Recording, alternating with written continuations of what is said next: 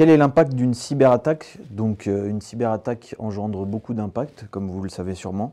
Le premier, il va être financier, notamment parce que ça engendre beaucoup de coûts. Il y a les coûts liés aux frais de reconstruction, de remédiation, les pertes de revenus à cause des pertes d'activité. On peut aussi avoir des amendes pour non-conformité à la RGPD, dans le cadre où il y a des vols de données pendant les cyber.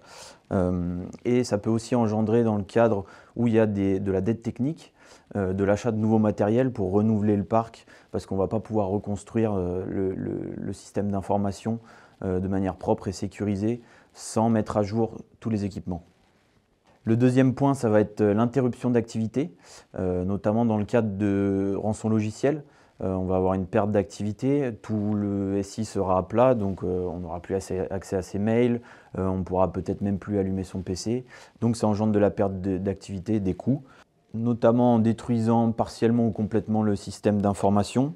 Ça va aussi paralyser tous les services, forcément, engendrer du chômage technique. Alors là, on prend le pire cas où c'est un rançon logiciel et où tout est à plat et on ne peut plus rien faire. L'activité est à l'arrêt au complet. Dans le cadre d'usines, par exemple, toutes les machines, usines, les chaînes de production vont être à l'arrêt aussi. Le troisième point, c'est la dette technique. Après une cyberattaque, les équipes d'investigation vont révéler les différentes vulnérabilités qui ont été utilisées par l'attaquant. Si le système d'information est trop ancien, ce ne sera pas possible de reconstruire par-dessus parce que ce sera plus maintenu, plus à jour, il n'y aura plus de support, notamment des éditeurs. Donc on va être obligé de renouveler ces équipements pour avoir un socle de confiance et une base stable pour pouvoir relancer et commencer la remédiation. Cette dette technique va forcément engendrer des coûts, les coûts de renouvellement notamment de ce que je disais, des équipements anciens.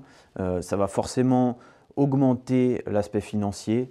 À partir du moment où on commence à renouveler des équipements à cause de la sécurité, forcément ça va engendrer des coûts qui sont beaucoup plus gros, notamment dans le cadre des PME, ce que je disais. Le dernier point, ça va être le point humain. Je vais le prendre avec un grand H parce qu'une reconstruction, on va se servir de toutes les équipes, que ce soit les métiers, que ce soit l'IT, que ce soit un utilisateur lambda. On va avoir besoin d'eux, notamment de leur expérience, pour comprendre le fonctionnement des applications, savoir comment les reconstruire, comprendre les fonctionnalités dans lesquelles ils servent, et c'est eux qui vont être aussi les acteurs et les testeurs des applications pour savoir comment on les remet, si on peut les remettre correctement en production. Une remédiation, on a forcément besoin du travail d'équipe, ça va être la clé le travail d'équipe, parce que sans équipe, on ne peut pas reconstruire tout seul. On est obligé d'avoir une cohésion, d'avoir une confiance avec les équipes parce qu'il y a des environnements qui sont très stressants, notamment avec la pression de reconstruire rapidement, de repartir rapidement parce que ça engendre des coûts. Donc avoir une cohésion et un travail d'équipe, ça va permettre de faire avancer plus facilement la remédiation et plus vite.